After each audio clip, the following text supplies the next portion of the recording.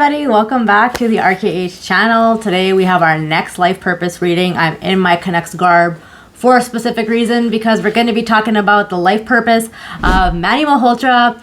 Manny Malhotra is the newly proclaimed head coach of the Vancouver Canucks, but is also a former Canuck head himself, as well as a Canadian and a Hurricane. But you know what? That's okay. Today we're talking about the Canucks because me, being a Vancouverite and a lifelong Canucks fan, this is a Bertuzzi jersey, by the way, from back in the day. I am going to be talking about his life purpose because I'm so excited that Manny Malhotra is going to be the new head coach, or is the new head coach for the Vancouver Canucks.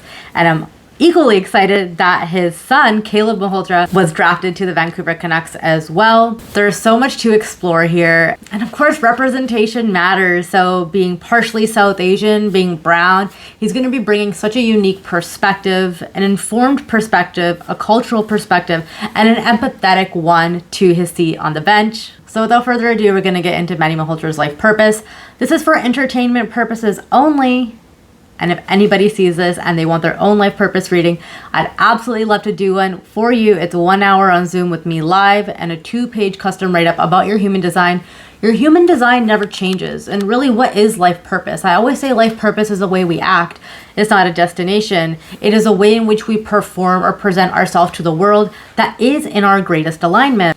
And looking at Manny's chart, I'm not surprised at all that he's in the role that he's in, and I think that he's really aligned. I think a lot of us Canuck heads are feeling really excited about next season, especially with the Sedins coming and with RJ as the new GM. Let's take a look at Manny's human design. The player that you want me to do next, let me know who that is. So our life purpose never changes. It's just the way in which we relate to it. It's the way in which, like I said, we perform, the way in which we function. And in this day and age, the way in which Manny is playing. He's playing a different role, and that's very much in alignment with who he is. Manny Malhotra is a generator. There are 5 types of people in human design, one of them being a generator. I'm a generator myself. What are you? If you want to know for free, you can download my free guide via the link in my bio or right here. Generator is someone that lights up the world. They are leaders of the world. They're someone that can really understand and perform within the matrix, which is why Manny is really passionate about the efforts that you need to put in order to be successful.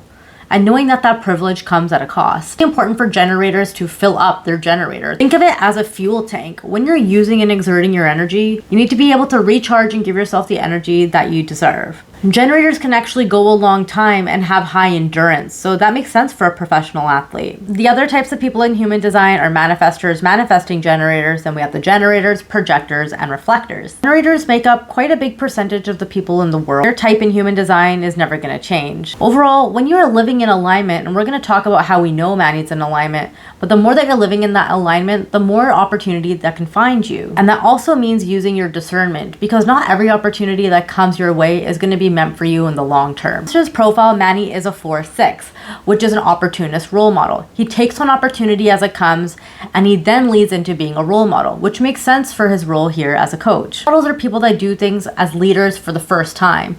Similar to generators, as I said, they have an ability to lead and lead within the system. He's going to be a really big positive energy surge for the NHL as a whole and for the Western Division. Show the franchise and other coaches other ways in which to act in order to have success and results, because I have absolutely zero doubt that next season, and there goes my throat chakra clearing, because that means it's related to value.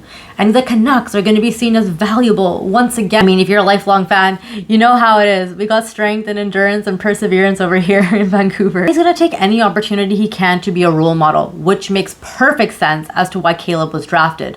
And I'm not saying this is nepotism, because it's absolutely not. In order to even be in the position that Caleb is, or even the Nginla kids are, when it comes to Jerome and his son that got drafted to the Flames, but you have the opportunity to be a role model for your child, aren't you going to take it? And I don't think he's going to play favorites. I think he's going to be harder on Caleb than he is on anybody else. He is ruled by an emotional authority in his solar plexus. 50% of us on the planet have an emotional authority, meaning we are ruled by our emotions. We may feel these intuitive nudges before we know what they actually mean. He may change up plays. He may change up who's on what line in order to satisfy this internal itch and urge, lift the veil beyond maybe what is predictable and what is expected of him. To have an emotional authority, you should always make sure you're following your intuition or that little voice in the back of your head, even if you don't have 3D confirmation. The difficult days, this will be a little bit harder for Manny because he's a Taurus born on May 18th, and Taurus likes to see the external reality confirmed to them ahead of making decisions that are more intuitively based.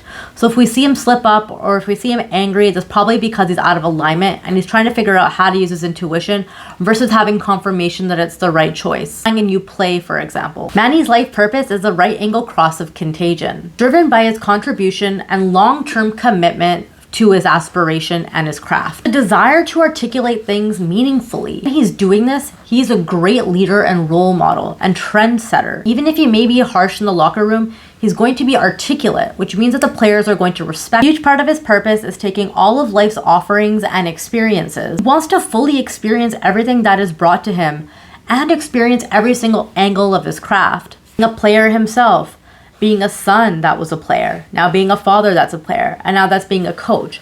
He's able to satisfy each of these corners in order to make himself live a more purposeful life, meaningful life, for him to take the opportunities to be a role model. Always make the decision that's going to be the best for his purpose, because he may have an internal checklist that he doesn't even know about. Wrap that up. Articulate. He brings meaning and full commitment and energy into being the best coach, the best hockey player, and the best person. And that's what makes him the best option for this job as head coach. I can't wait to see where it goes. Next, we're going to be looking at these channels in his body. These are activated by the gates in human design. And we have 64 gates. And these channels and activations never die and they never change. It's all about how we relate to them that does. And a lot of what we do in life is we try to activate the sides of us that are not successful, that we're not meant to do. I want you to think about the West Coast Express. Hell yeah. Can you imagine those three players without one another? Person didn't have Bertuzzi, or Bertuzzi didn't have Naslund, or any of the in-between. Would they be able to function as harmoniously? And once the season starts, I'm going to be talking about how different players' human designs actually play a role in their assists and their combat or success on the ice. We need to know that we are meant to collaborate with people, but we also have areas in our life that we're meant to succeed. And I'm going to look at my notes here, but we're going to start off with channel 57 to 20. Manny's charismatic attitude and energy brings people forward because he's following his intuition. And this allows him to get 3D results. But he has to follow his intuition first, which, like I said earlier, can be a little bit difficult for a Taurus because they're ruled by an earth element, which means they want to see that what they're putting their energy towards and their effort towards is going to play off in the long run. So he's going to be putting in a lot of energy, behind the scenes groundwork, into making sure that the team is exactly fit, ready, and able when it comes to next season in October. People are drawn to his charisma, and this is the biggest light that he can have. It is what is going to draw in meaningful opportunity. What's going to draw in a lot of wins for us. 59 to 6, he has a strong ability to foster community. Like I said, even if he's harsh, even if there's friction, even if there's healthy boundaries that are put in place, these actually make him more magnetic because he's more respected. And this is something he's really going to have to harness in order to be respected in the NHL as a whole and a person of color. How I intuitively see this playing out is he may give players a chance to kind of change it up a bit.